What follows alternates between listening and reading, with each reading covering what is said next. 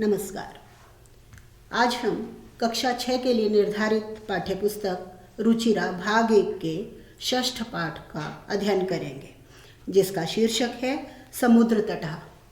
अभी तक आप तीनों पुरुष तीनों वचन से परिचित हो चुके हैं। इस पाठ में सब कुछ मिश्रित है। आइए पढ़ते हैं पाठ। समुद्र तटः यानी समुद्र का किनारा। एषः समुद्र तटः। एषः यह समुद्र का तट है, समुद्री किनारा है। ये जो सीन दिखाई दे रहा है सी बीच है यह। अत्र जन्हा पर्यटनाय आगच्छन्ति। अत्र यहाँ जन्हा लोग, पर्यटनाय मीन्स घूमने के लिए, आगच्छन्ति आते हैं। यहाँ लोग घूमने के लिए आते हैं। केचन तरंगहि, इसका उच्चारण करना है तरंगहि। तृतीय विभक्ति का प्रयोग इस पाठ में ज़्यादा सिखाया गया है। कुछ लोग, केचन यानी कुछ, तरंगई लहरों से, क्रीडंती खेलते हैं या खेल रहे हैं। कुछ लोग लहरों से खेलते हैं। केचन च नौका भी जल विहारम कुर्वन्ति। और कुछ लोग नौकाओं से, बोट से जल विहार करते हैं, जल के खेल खेलते हैं। तेषु केचन कंदुकेन क्रीडन्ति। तेषु मीन्स उनमें से, जो लोग घूमने आते हैं उनमें से कुछ लोग कंदुकेन गेंद से खेलते हैं। बालिकाः बालकाः च बालुका भी बालुका गृहम रचयन्ति। बालिकाः लड़कियाँ, बालकाः लड़के, च मीन्स और, लड़कियाँ और लड़के बालुका भी रेत से, बालुका गृहम मिट्टी के घर, रेत के घर, रचयन्ति बनाते हैं। ये बच्चा रेत का घर बना रहा है, उसमें पैर डाल के मिट्टी से। आप लोगों ने भी ये काम कभी अवश्य किया होगा। मध्ये मध्ये तरंगः बालुका गृहम प्रवाहयन्ति। मध्ये मध्ये बीच बीच में, तरंगः मीन्स लहरें, जो वेव्स आती हैं, लहरें आती हैं, बीच बीच में लहरें उन बालुका गृह को, रेत के घरों को, प्रवाहयन्ति मीन्स बहा के ले जाती हैं अपने साथ। बच्चे बनाते हैं, लहरें आती हैं और उनको बहा कर ले जाती हैं। एषा क्रीड़ा प्रचलति एव। यह खेल चलता ही रहता है, बड़ा अच्छा लगता है, बच्चों को मज़ा आता है इसमें।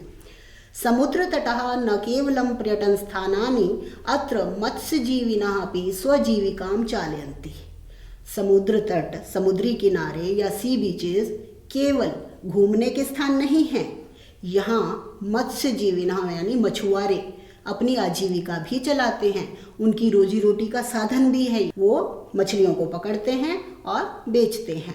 दूसरा पैराग्राफ। अस्माकं देशे बहवः समुद्र तटः सन्ति।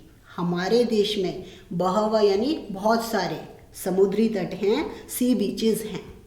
एतेषु मुंबई, गोवा, कोच्चि, कन्याकुमारी, विशाखापत्तनम, पुरी तटः अतीव प्रसिद्धाः सन्ति।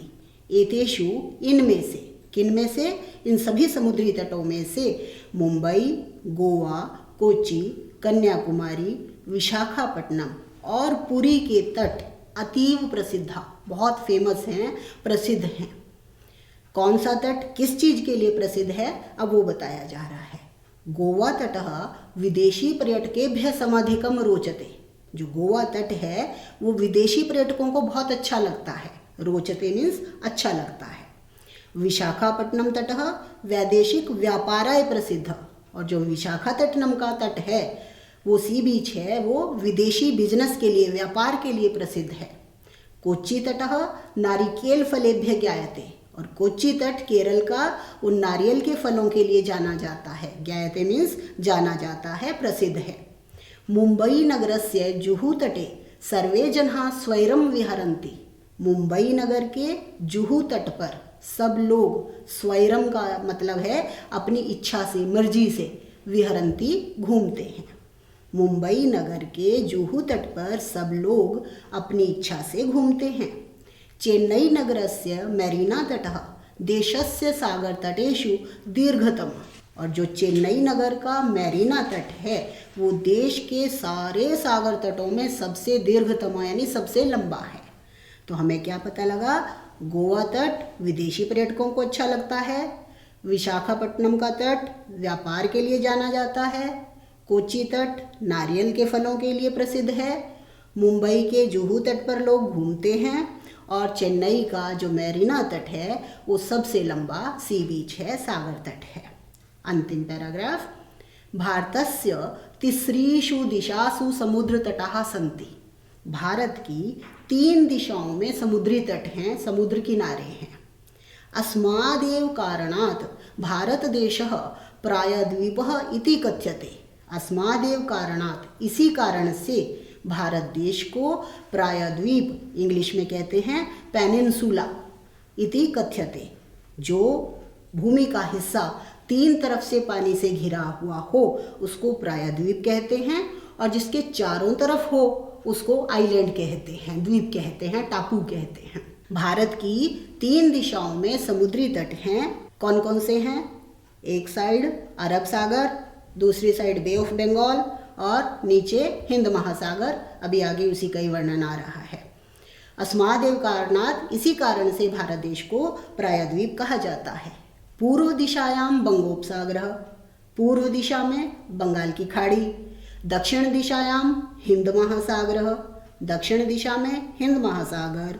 और पश्चिम दिशायाम अरब सागरः अस्ति, और पश्चिम दिशा में अरब सागर है। इस तरह भारत देश 3 दिशाओं से पानी से घिरा है, जल से घिरा हुआ है। इसको प्रायद्वीप कहते हैं। एतेषां त्रयाणाम अपि सागराणां संगमः कन्याकुमारी तटे भवति। इन तीनों सागरों का संगम, इन तीनों समुद्रों का मेल कन्याकुमारी तट पर होता है। अत्र पूर्णिमायां चंद्रोदयः सूर्यास्तं च युगपदेव द्रष्टुम शक्यते। यहाँ पूर्णिमा के दिन, जिस दिन फुल मून होता है, पूर्णिमा के दिन चंद्रोदय, चांद का उदय होना, और सूर्यास्तम, सूर्य का अस्त होना, मून का राइज होना और सनसेट होना, युगपदेव, एक साथ ही द्रष्टुम शक्यते, देखे जा सकते हैं। अभ्यास कार्य, उच्चारणं कुरुत। तरंगहि मत्स्यजीविनः विदेशी पर्यटकेभ्यः संगमः तिसृषु वैदेशिक व्यापाराय प्रायद्वीपः बंगोपसागरः चंद्रोदयः। अधोलिखितानां प्रश्नानां उत्तरं लिखत, उत्तर लिखने हैं। जनः काभि, काभि मीन्स किन के द्वारा, जल विहारम कुर्वन्ति, लोग किसके द्वारा जल विहार करते हैं? उत्तर है नौकाभि, बोट से, नौकाओं से। भारतस्य दीर्घतमः समुद्रतटः कः? भारत का सबसे लंबा समुद्री तट कौन सा है?